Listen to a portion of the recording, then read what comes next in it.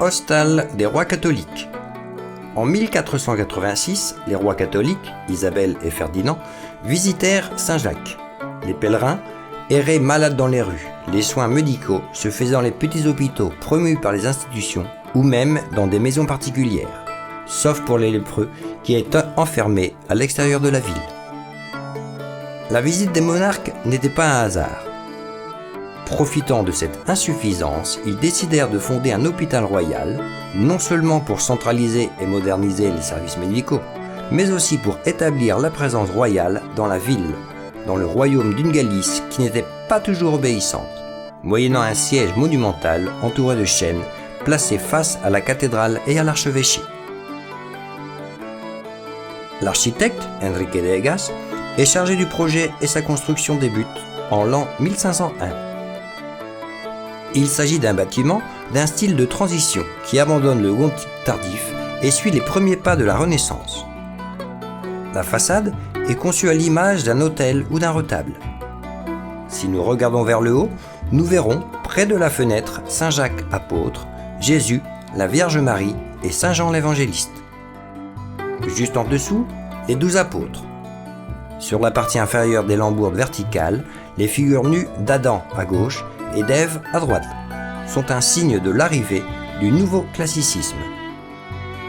Des deux côtés, les énormes écussons, royal à gauche et impérial à droite, rendent compte de la présence monarchique, de même que les médaillons de la partie supérieure de la porte principale, qui représentent les fondateurs Isabelle et Ferdinand.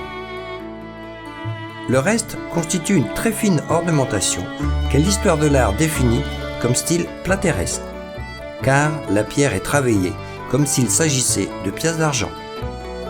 Les balcons furent ajoutés au XVIIe siècle.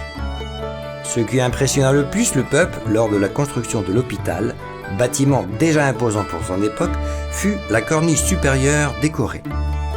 Cette chaîne pierreuse qui entoure toute la hauteur du bâtiment était très admirée et décrite par les pèlerins qui visitaient l'hôpital, sans oublier les gargouilles qui représentent des êtres fabuleux, des animaux et même des êtres humains dans des positions obscènes.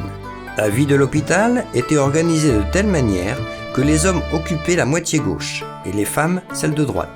Au rez-de-chaussée, on pouvait trouver les hébergements des pèlerins en bonne santé et, aux étages supérieurs, les infirmeries ou les salles des convalescents les plus malades, séparées également par sexe et classe sociale. 3 infirmeries avaient la particularité de former un T au-dessus de la chapelle, pour que les patients puissent voir l'autel depuis les 2 étages, pendant la célébration des messes. Cette chapelle, monument historique et artistique de style gothique-renaissance, est entourée de 4 jolies cours intérieures à la manière des cloîtres. 2 d'entre elles sont de style renaissance et les 2 autres gothiques.